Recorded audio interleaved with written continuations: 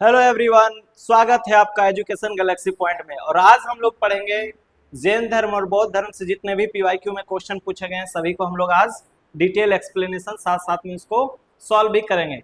तो आप लोग क्या कीजिएगा कि ये रिकॉर्डेड है, तो रिकॉर्डेड को क्या करना है आप लोग को कि जब भी रिकॉर्डेड वीडियो देखिएगा तो साथ साथ में आप लोग कमेंट कीजिएगा। बाद में हम देखेंगे कौन गलत या सही बताया है, फिर साथ साथ में थोड़ा एक्सप्लेनेशन भी करेंगे, उस समय भी आप जानकारी दे सकते हैं। तो चलिए हम लोग शुरुआत करते हैं। किसका है ये? बौद्ध और जैन धर्म का। और इससे बहुत सारा क्वेश्चन पूछा जाता है, चाहे वो किसी भी एग्जाम में हो, एसएससी हो या फिर यूपीएससी हो, बीपीएससी हो, हर एक एग्जाम में पूछा जाता है। तो हम लोग यहाँ क्या कर रहे हैं, जो सीजीएल है 2026 उसके लिए जितने भी पीवाईक्यू हैं जीके में स्कोरिंग सब्जेक्ट बनने के लिए और ज्यादा से ज्यादा स्कोर को लाने के लिए क्या करना है कि एक एक डिटेल एक्सप्लेनेशन के साथ क्वेश्चन को सॉल्व करेंगे। ठीक है, तो चलते हैं हम लोग आगे। एक इससे है बौद्ध धर्म और जैन धर्म से है।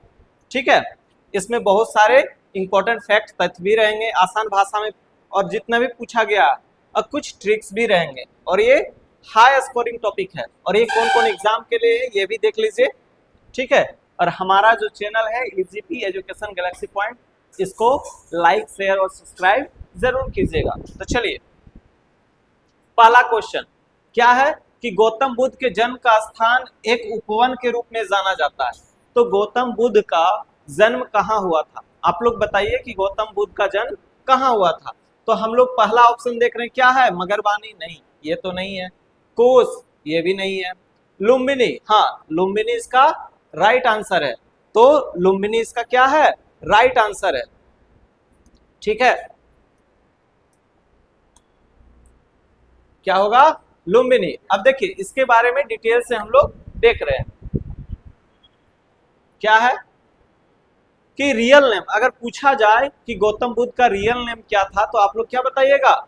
सिद्धार्थ गौतम।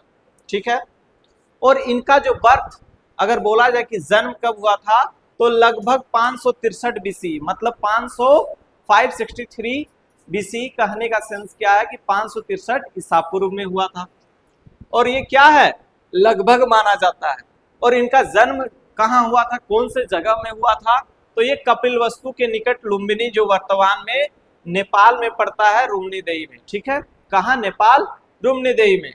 अब देखिए ये किस क्लैन से, मतलब किस वंश से बोल सकते हैं, कुल से थे। तो ये इच्छावाकु सौर वंश का, शाक्त क्षत्रिय वंश से थे। तो ये सब एक्स्ट्रा फैक्ट है जो आपको बहुत सारा क्वेश्चन सॉल्व करने में मदद करेगा। अब नेक्स्ट देखते हैं कि राजा जो शुद्धोधन थे, जो कपिलवस्तु शाक्त वंश के शासक थे, उनके बेटे थे। मतलब इनके पिता का नाम क्या था? शुद्धोधन था, जो कहाँ के? कपिलवस्तु के शाक्त वंश के शासक थे। ठीक है, अब आगे क्या है कि इनकी माता मदर कौन थी? तो माया देवी थी। बुद्ध के जन्म के 7 दिन के बाद ही उनका क्या हो गया था? निधन हो गया था। तो ये सब चीज आपको एक्स्ट्रा फैक्ट में जानना है। ठीक है, अब आगे देखते हैं हम लोग। देखिए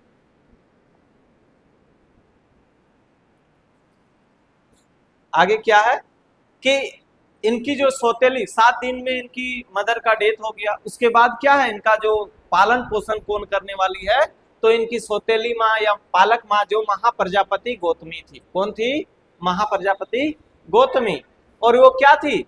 भिक्षुणी के रूप में दीक्षित होने वाली पहली महिला थी। मतलब जब इन्होंने बौद्ध धर्म का अपनाया तो सबसे पहले जो महिला ने अपनाया था वो कौन थी? भिक्षुणी। उनकी माँ महाप्रजापति गौतमी थी। ठीक है, यहां तक क्लियर हो गया। अब आगे देखिए, इनकी जो वाइफ थी वो कौन थी? राजकुमारी यशोधरा। और इनका जो बेटा था, किनका? गौतम बुद्ध का, सिद्धार्थ गौतम का, उनका नाम क्या था? राहुल था। क्या नाम था? राहुल था। अब बोला जाता है कि इनकी मृत्यु, और मृत्यु को इनको क्या बोला जाता है? महापरिनिर्वाण। क्या बोला जाता है? महापरिनिर्वाण। तो डायरेक्ट क्वेश्चन में पूछा जाएगा कि इनका महापरिनिर्वाण कब हुआ था? तो 563 बीसी, मतलब ईसा पूर्व। तो इनका अगर मृत्यु बोला जाए तो 483 या 483 बीसी में कहां पर हुआ था? कुशीनगर, जिसको कुशीनारा भी कहा जाता है। तो ये डिटेल एक्सप्लेनेशन कैसा लगा आप लोग बताइएगा। अब हम लोग नेक्स्ट पर चलते हैं। देखिए नेक्स्ट क्वेश्चन को आप लोग जवाब दीजिएगा। नेक्स्ट क्वेश्चन में क्या है कि बौद्ध धर्म में भिक्षुणी के रूप में दीक्षित होने वाली पहली महिला कौन थी? अब देखिए एक्सप्लेनेशन हम पहले ही बता दिए, तो इसका आंसर आपको आ जाना चाहिए था। कौन होगा? महाप्रजापति गौतमी। ऑप्शन सी इसका राइट आंसर होगा। ठीक है, ये आंसर करेक्ट आंसर क्या है? महाप्रजापति गौतमी इसका राइट आंसर है। और ये क्या भगवान बुद्ध की मौसी थी या पालक माता थी? पालक मतलब क्या होता है? जैसे यशोदा ने कृष्ण को पाला था, उसी तरह से गौतम बुद्ध को किसने पाला था? प्रजापति महाप्रजापति गौतमी ने। वो पहली भिक्षुणी थी, बौद्ध भिक्षुणी बनी, जिसने भिक्षुणी संघ की स्थापना की। तो ये भी बोला जाएगा कि भिक्षुणी संघ की स्थापना बौद्ध धर्म में किसने किया था? तो महाप्रजापति गौतमी ने। साथ साथ में ये है कि सम्राट अशोक जो थे, उनकी पुत्री का नाम क्या था? संघमित्रा। संघमित्रा ने श्रीलंका में भिक्षुणी संप्रदाय की स्थापना की थी। तो श्रीलंका में अगर पूछा जाए कि भिक्षुणी संप्रदाय की स्थापना किसने की थी, तो संघमित्रा जो अशोक की बेटी थी। ठीक है, अब आगे हम लोग चलते हैं। आगे क्या है कि बुद्ध द्वारा स्त्री को दीक्षा देने के लिए जो निर्धारित किया गया था, उसमें 8 गरुड़ धम्मों को भिक्षुणी की तुलना और भिक्षुणियों की वरिष्ठता स्थापित की। मतलब अगर बोला जाए तो कुछ नियम रूल रेगुलेशन बनाए थे कि अगर कोई भिक्षुणी बनता है तो उनको किस किस चीजों पर ध्यान देना है, कौन कौन से नियम का पालन करना है। तो यहाँ पर आप देखिए कि इस युग में सामाजिक संदर्भ को दर्शाता है कि वहाँ का सोशल कल्चर किस तरह से, कि अगर बौद्ध धर्म को अपना रहा है कोई भिक्षुणी है तो उसको किस नियम का पालन करना पड़ेगा और उनको सामाजिक में किस तरह का बदलाव लाना पड़ेगा। अब देखिए बौद्ध ग्रंथ में प्रारंभिक में क्या है? भिक्षुणियों को कविताओं और आध्यात्मिक अनुभवों का संग्रह है। तो ये बताता है कौन सा? थेरी गाथा। ये पूछा जाएगा कि ऐसा बौद्ध ग्रंथ जिसमें प्रारंभिक भिक्षुणियों की क्या है? कविताओं में, किसमें? कविताओं में, आध्यात्मिक अनुभवों में संग्रह है, तो वो कौन सा है?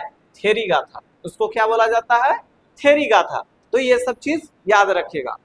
आनंद गौतम बुद्ध के सबसे प्रिय शिष्य थे। आनंद जो थे उनके सबसे प्रिय शिष्य थे। ठीक है, बुद्ध धम्म और संघ बौद्ध धर्म के 3 रत्न हैं। देखिए अगर पूछा जाए कि बौद्ध धर्म के 3 रत्न कौन है, तो वो कौन कौन सा है? बुद्ध धम्म और संघ। जैसे हम लोग बोलते हैं ना, बुद्धम शरणम गच्छामि, धम्मम शरणम गच्छामि। तो ये चीज क्या है कि बौद्ध धर्म का अगर 3 रत्न पूछा जाए तो हम लोग बुद्ध धम्म और संघ को बोलेंगे। सारनाथ, जो सारनाथ पड़ता है वहां क्या है? बुद्ध ने अपना पहला उपदेश दिया था। तो आपको अगर पूछा जाए कि बुद्ध ने अपना पहला उपदेश कहां पर दिया था, तो आप लोग क्या बताइएगा? सारनाथ में। तो देखिए एक एक लाइन से क्वेश्चन बन रहा है और इसी को बोलते हैं डिटेल एक्सप्लेनेशन।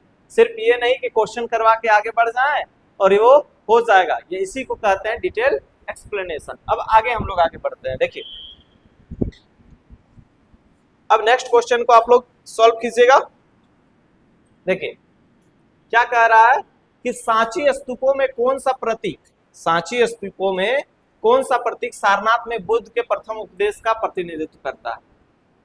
अब सांची का स्तूप है, जिसमें से कौन सा प्रतीक है जो सारनाथ में बुद्ध के प्रथम उपदेश का प्रतिनिधित्व करता है?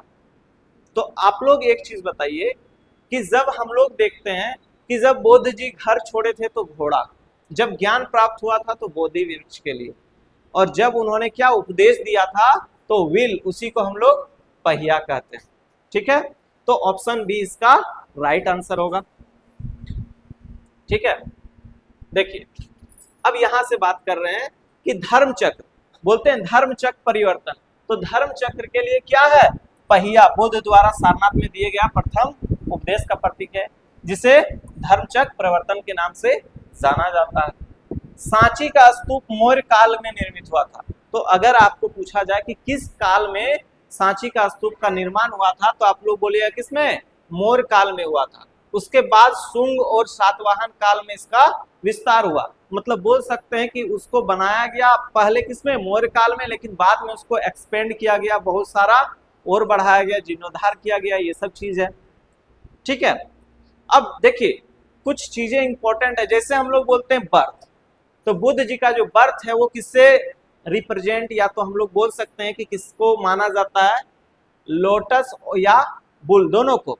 तो कमल और बेल दोनों को जन्म से रिलेट किया जाता है। रिनाउंसिएशंस, उसको हॉर्स, उनका जो घोड़ा था, क्या नाम था उसका? कंठक। तो त्याग मतलब घर छोड़ दिए, मतलब त्याग हो गए, तो वो घोड़ा से अश्व से उसको डिनोट किया गया या रिप्रेजेंट किया गया। इनलाइटमेंट मतलब उनको ज्ञान प्राप्त हो गया बोधि वृक्ष के नीचे बोध गया में निरंजना नदी, जिसको फल्गु नदी, तो वो ज्ञानोदय बोधि वृक्ष के पास में। फर्स्ट sermon मतलब पहला उपदेश जो उन्होंने दिया था, वो पहला उपदेश कहाँ दिया था? जिसको व्हील से रिप्रेजेंट करते हैं, और वो दिया था कहाँ पर? सारनाथ में। तो ये चीज याद रखिएगा, कहाँ पर? सारनाथ में। ठीक है। अब नेक्स्ट क्या कह रहा है कि डेथ, जिसको परिनिर्वाण बोला जाता है, इसको स्तूप से डिनोट किया जाता है, बुद्ध जी के स्तूप से, जैसे सांची का स्तूप, ये सब क्या है? तो मृत्यु परिनिर्वाण जो स्तूप से है। और कहाँ हुआ था इनका मृत्यु? कुशीनारा या कुशीनगर। ठीक है। अब हम लोग आगे चलते हैं, इस क्वेश्चन को सॉल्व कीजिए। आजीवकों के संदर्भ में देखिए, आजीवक एक संप्रदाय, धर्म का एक बोल सकते हैं। आजीविका संदर्भ में निम्नलिखित में कथनों में से बताइए, ठीक है, कि निम्नलिखित कथनों पर विचार करें। ठीक है। पहला क्या है? मैं मक्कली गोसाल इस संप्रदाय के प्रमुख शिक्षक थे। हाँ, ये सही है। आजीवक भाग्यवाद पर विश्वास करते थे, फेटलिज्म, हाँ करते थे। तो यहां पर क्या हो जाएगा कि पहला और दूसरा, तो दोनों ऑप्शन राइट आंसर हो जाएगा। ठीक है। और आजीवक बराबर की गुफाएं जो कहां पर? गया का, आप देखिएगा गया में है, जहानाबाद में, जहानाबाद में आपको मिल जाएगा कि बराबर की गुफाएं जो क्या आजीविका संप्रदाय के लिए, और इस संप्रदाय के प्रमुख शिक्षक कौन थे? मकाली गोसाल। ये सब चीज इंपॉर्टेंट फैक्ट है, और ये सीजीएल 2024 में पूछा गया है। अब देखिए,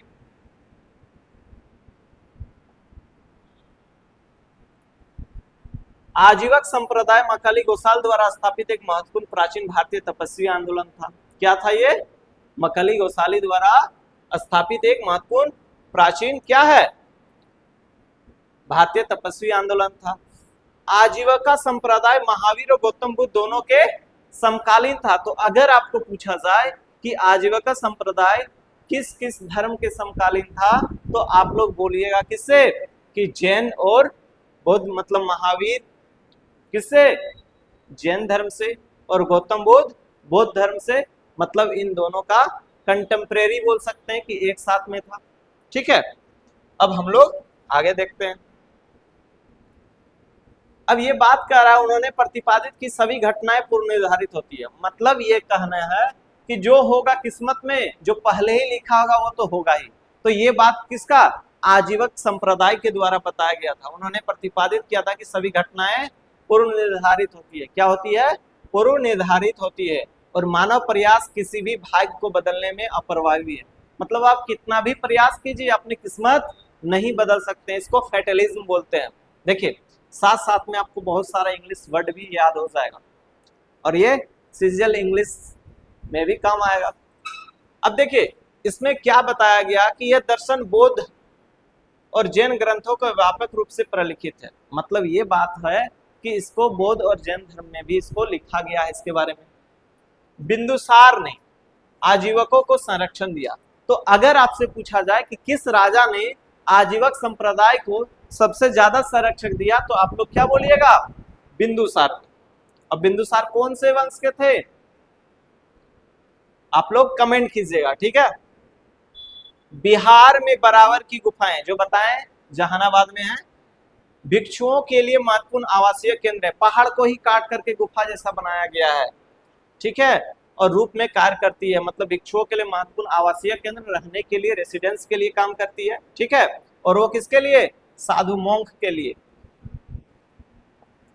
अब आगे देखिए, नेक्स्ट क्वेश्चन, आप लोग इसका आंसर दीजिए।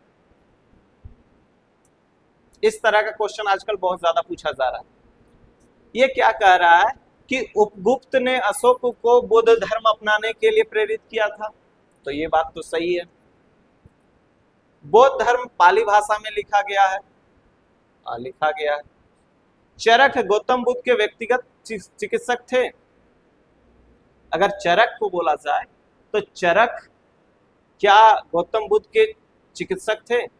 अब गौतम बुद्ध का जन्म नेपाल में हुआ था तो लुम्बिनी में तो हुआ था। अब इसका आंसर आप लोग देखिए,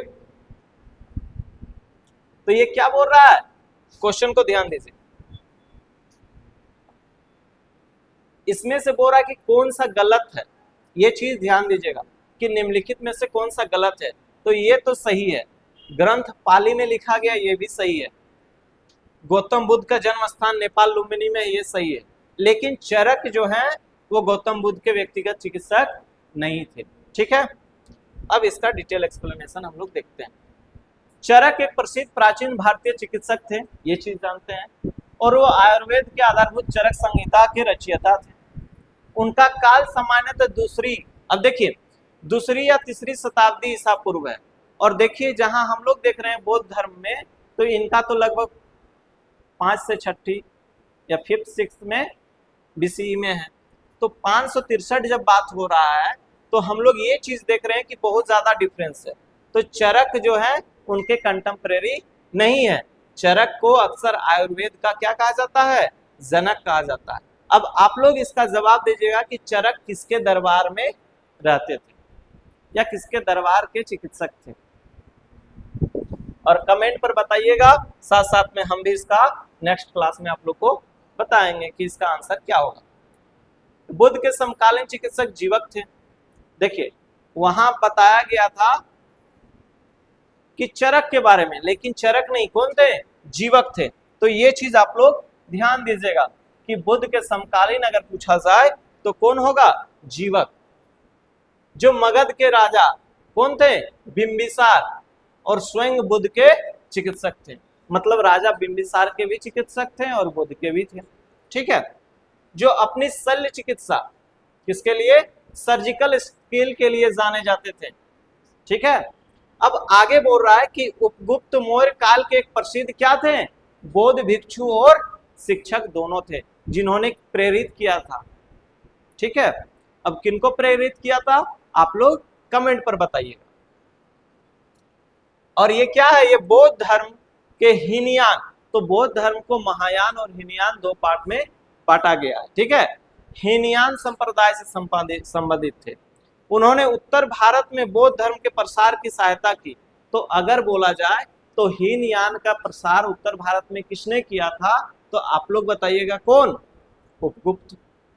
ठीक है, अब ये बात हो रहा है कि जब कलिंग का युद्ध हुआ, कलिंग का युद्ध के बाद अशोक का मार्गदर्शन किया तथा उन्हें धर्म की ओर अग्रसर किया। तो यहाँ आपका आंसर मिल गया कि उन्होंने किसको प्रेरित किया था, अशोक को बौद्ध धर्म के लिए प्रेरित किया था। और कलिंग का विजय के बाद वो क्या किए, बौद्ध धर्म अपना लिए और उन्होंने अपना शस्त्र त्याग दिया। उसके बाद उन्होंने लड़ना छोड़ दिया। ठीक है, अब आगे चलते हैं।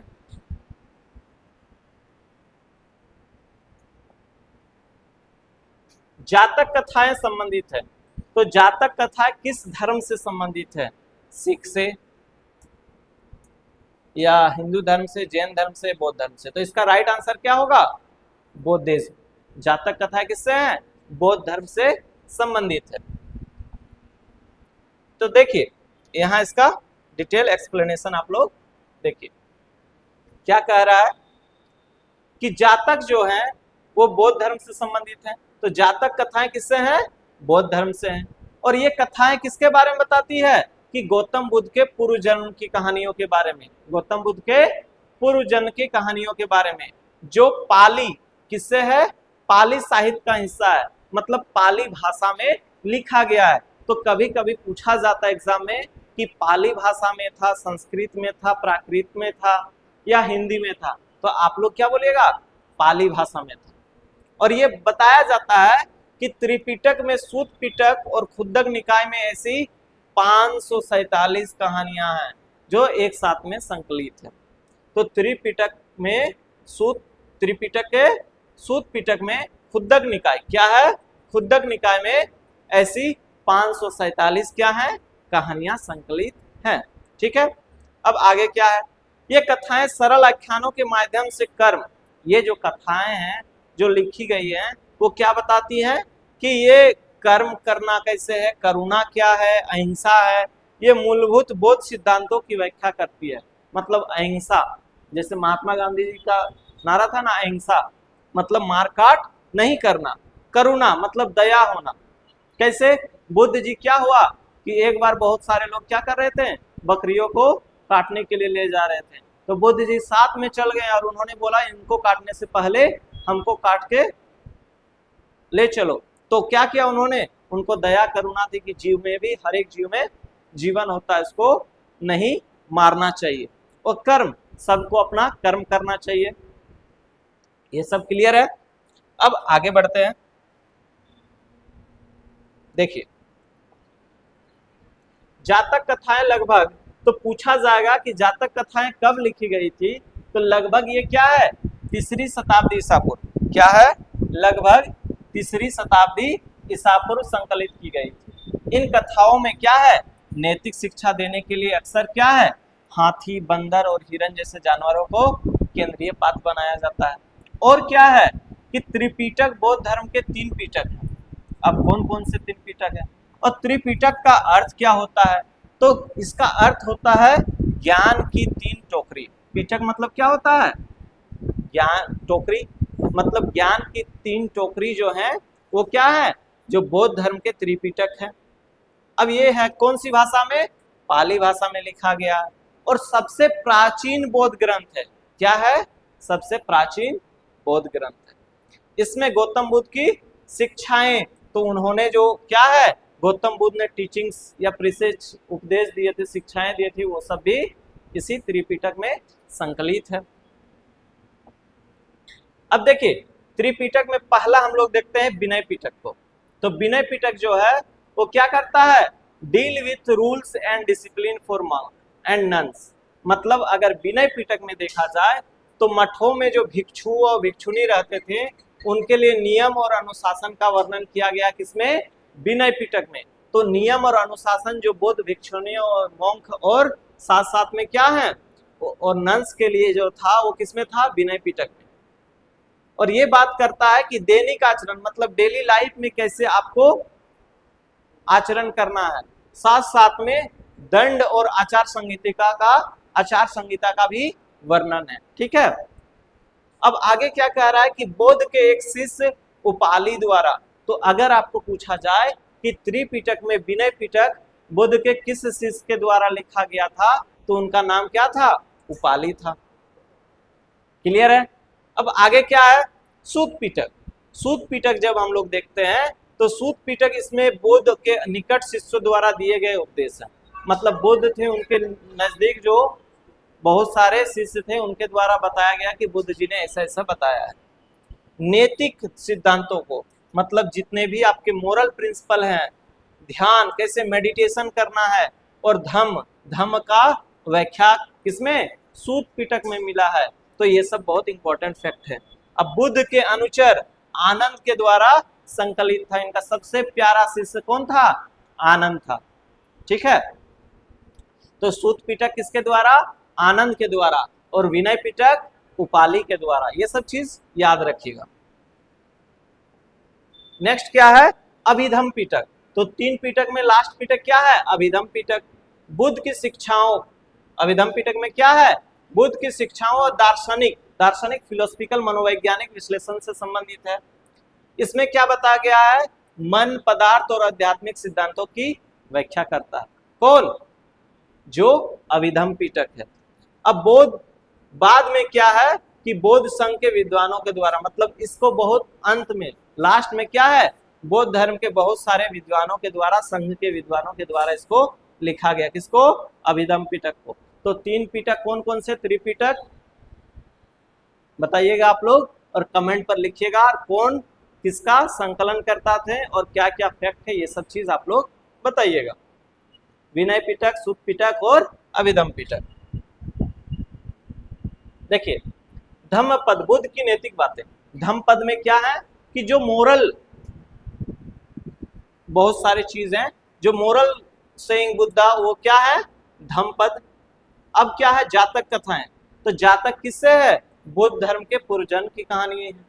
बुद्ध चरित, बुद्ध चरित्र के रचयिता कौन है? अश्वघोष। ये बहुत ज्यादा क्वेश्चन पूछा जाता है। इनकी जीवनी है, किसकी? बुद्ध चरित्र, बुद्ध जी की जीवनी लिखा गया है। ललित विस्तार, बुद्ध के जीवन में महायान पाठ। तो जैसे आपको बताएं कि बुद्ध के जीवन में महायान और हीनयान दो है ना, धर्म में बढ़ गया था, तो ये क्या बताता है कि महायान पाठ के बारे में बताया गया है।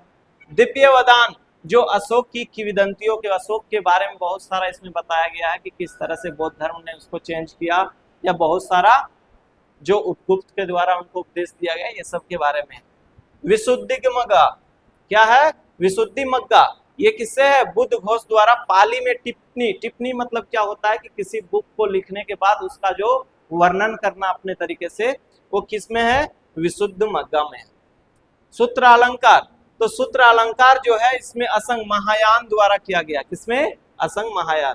अभिधम्म कोश, अभिधम्म कोश जो है वो वसुबंधु द्वारा लिखा गया है। तो ये सब बहुत इंपॉर्टेंट फैक्ट है जो आप लोग याद रखिएगा। आगे क्या है कि निम्नलिखित में से किस स्थान पर भगवान बुद्ध ने 4 आर्य सत्यों पर अपना पहला उपदेश दिया था? तो आप लोग तो इसको आसानी से दे सकते हैं। देखिए सीजीएल 2020 में पूछा गया क्वेश्चन। तो ये कहां पर दिया गया था? सारनाथ में सबसे पहले उनके द्वारा उपदेश दिया गया था। ठीक है। अगर ज्ञान प्राप्त कहां हुआ था तो बोध गया में, और जन्म कहां हुआ था? लुम्बिनी में। ये सब चीज याद रखना है। तो इसका आंसर क्या हो जाएगा? ऑप्शन डी इसका राइट आंसर हो जाएगा। डी इसका क्या हो जाएगा? राइट आंसर हो जाएगा। ठीक है। अब इसका डिटेल एक्सप्लेनेशन हम लोग देखते हैं। क्या है कि गौतम बुद्ध ने अपना पहला उपदेश, जिसे धर्म चक्र परिवर्तन बोलता है, क्या बोलते हैं? धर्म चक्र परिवर्तन बोलते हैं। तो जिससे हम लोग धर्म चक्र परिवर्तन, जिससे धर्म चक्र परिवर्तन कहने का मतलब क्या है कि उन्होंने पहला उपदेश दिया, जो कहां दिया? सारनाथ में। तो ये सब चीज इंपॉर्टेंट है। कहां? सारनाथ में। और यह सबसे पहले महत्वपूर्ण बौद्ध धर्म, जो बौद्ध धर्म है उसके तीर्थ स्थलों में से एक है। जैसे हिंदू धर्म, मुस्लिम धर्म या जैन में तीर्थ स्थल है। जैसे आप झारखंड में पारसनाथ जो है वो जैन धर्म का क्या है? एक धार्मिक तीर्थ स्थल है। जैसे यहाँ पर झारखंड में आप देखिएगा देवघर, वो भी क्या है? तीर्थ स्थल है। उसी तरह से आप अगर देखेंगे तो सारनाथ जो क्या है? एक बौद्ध का तीर्थ स्थल है, जहां सम्राट अशोक ने क्या बनाया था? धामेक स्तूप और सिंह शीर्ष का निर्माण किया था। तो अगर पूछा जाए कि धामेक स्तूप और सिंह शीर्ष, सिंह का जो शीर्ष बनाया गया था वो कहाँ बनाया गया था? सारनाथ में। किसके द्वारा? अशोक के द्वारा। अब साथ साथ में ये भी बताते हैं कि बौद्ध धर्म के 4 प्रमुख तीर्थ स्थल कौन कौन से हैं। तो पहला लुम्बिनी है, जो नेपाल में पड़ता है, जहां क्या हुआ था? जन्म स्थान है गौतम बुद्ध का। बोध गया, बोध गया में निरंजना नदी के तट पर बोधि वृक्ष के नीचे क्या हुआ था? उनको ज्ञान की प्राप्ति हुई थी। सारनाथ, सारनाथ जो है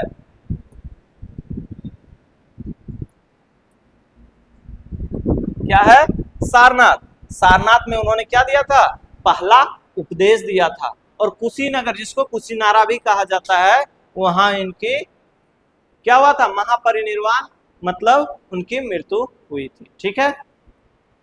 तो ये सब चीज इंपॉर्टेंट फैक्ट है और आप लोग इस सबको याद रखते हुए चलिएगा। चलिए अब आगे देखिए, इसमें क्या बात कर रहा है कि 4 नोबल ट्रूथ, तो उनके द्वारा क्या है? 4 आर्य सत्य के बारे में बताया गया। 1 मिनट। ठीक है। अब देखिए उनके द्वारा 4 आर्य सत्यों के बारे में बताया गया था।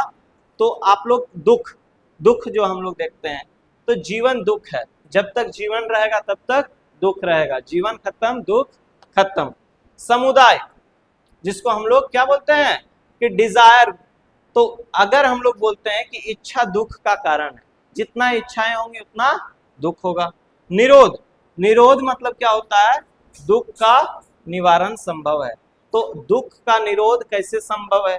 आप इच्छाएं छोड़ दीजिए, दुख खत्म। मग्गा, मग्गा होता है दुख के अंत के लिए अष्टांगिक मार्ग। तो बौद्ध धर्म में अष्टांगिक मार्ग जो अपनाते हैं, जिसका अनुसरण करने से आपको क्या होगा? दुख खत्म हो जाएगा। तो ये क्या है? 4 नोबल ट्रूथ हैं। तो अगर आपसे पूछा जाए कि 4 नोबल ट्रूथ क्या है, तो यही है दुख, समुदाय, निरोध और मग्गा। अब देखिए अष्टांगिक मार्ग में क्या क्या है? राइट व्यू, सम्यक दृष्टि, राइट थॉट, सम्यक विचार, राइट स्पीच, सम्यक वाणी, राइट एक्शन, सम्यक क्रम, राइट लाइवलीहुड मतलब सम्यक आजीवन, राइट इफर्ट, सम्यक प्रयास, राइट माइंडफुलनेस, सम्यक स्मृति और राइट कंसंट्रेशन, सम्यक एकाग्रता। ठीक है, तो इसके साथ ही हम लोग देख रहे हैं कि एक एक चीज का किस तरह से राइट कंसंट्रेशन, सम्यक एकाग्रता, यही 8 फोल्डेड पाथ है जिससे आपको क्या हो सकता है कि दुख का निर्वाण हो सकता है, मतलब दुख खत्म हो सकता है। तो इसके साथ में ही हम लोग आज क्या करेंगे, लेक्चर को यहीं तक रखेंगे और इस क्वेश्चन का आप लोग जवाब दीजिएगा। ठीक है, अच्छा से देख लीजिए और नेक्स्ट क्लास में हम लोग क्वेश्चन नंबर 8 के साथ में शुरू करेंगे।